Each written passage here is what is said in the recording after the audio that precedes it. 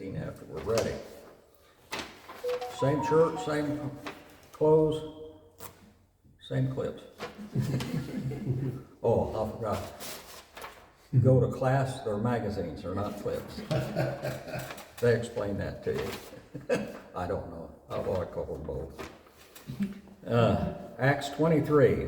Paul looked straight at the Sanhedrin and said, "My brothers, I have fulfilled my duty to God in all good conscience to this day."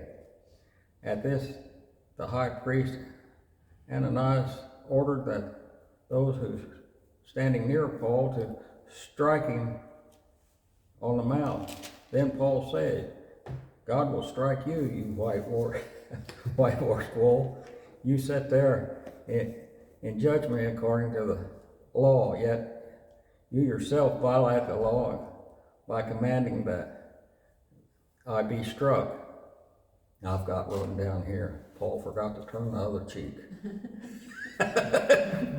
It sounded like Paul lost his temper, huh?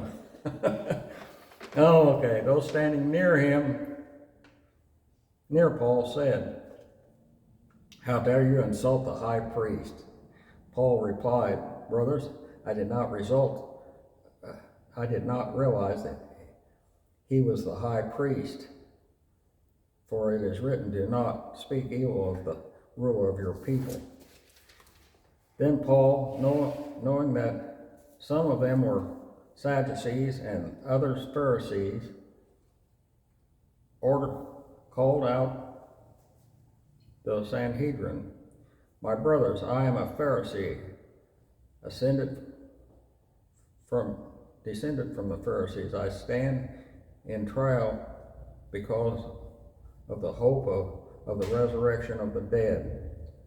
When he said this, a dispute broke out between the Pharisees and the Sadducees, and the assembly was divided. Sadducees says there is no resurrection and that there are neither angels nor spirits, but the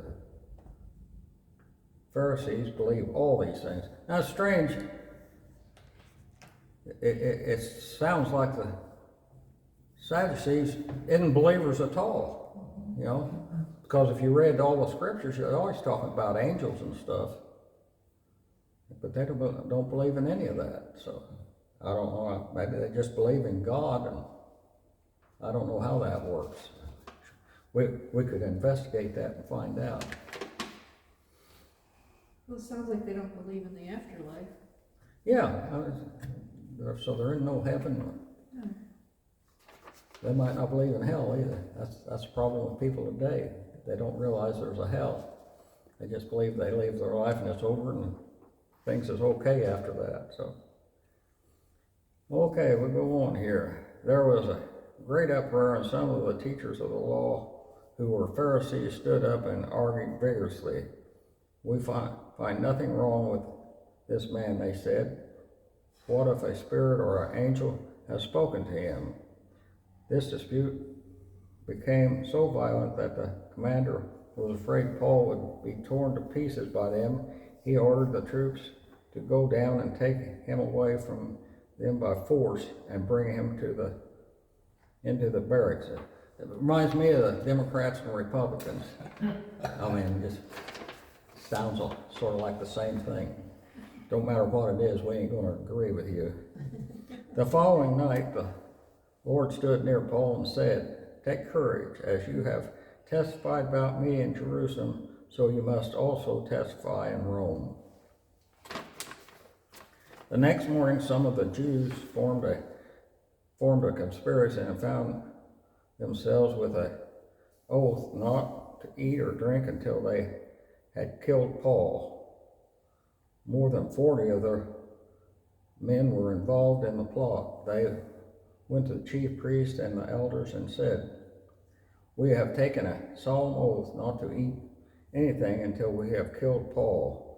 Now then, you and the Sanhedrin petition the commander to bring him before you, and on the pretext of wanting more accurate information about this case. We are ready to kill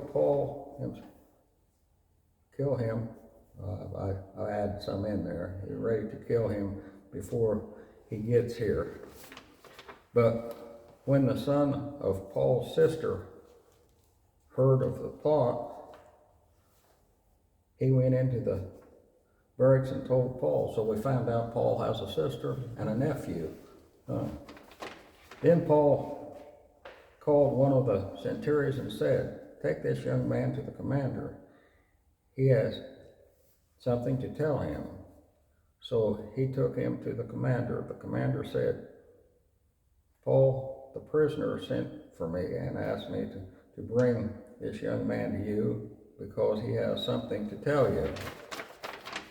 The commander took the young man by the hand, drew him aside and asked, "What is it you have to tell me?" He said, Some Jews have agreed to ask you to bring Paul before the Sanhedrin tomorrow in the pretext of wanting more accurate information about him. Don't give in to them, because more than 40 of them are waiting in ambush for him. They have taken an oath not to eat or drink until they have killed him. They are ready now, waiting for you to consent to their request. The commander dismissed the young man with this warning: "Do not tell anyone that you have reported this to me." So he told that young man that for his own good, so the Jews wouldn't kill him instead. But we got over 40 guys that's going to get really hungry. Okay, then he called in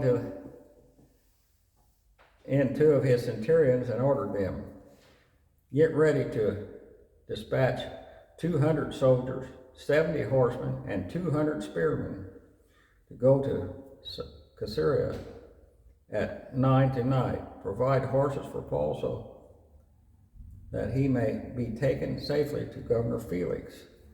He wrote the letter as follows: Claudius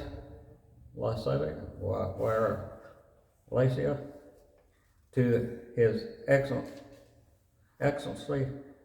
Governor Felix. And I put down here, well, Claudius must have been sort of like the mayor. Now he's sending this guy to the governor, sort of like we would do today. Greetings. This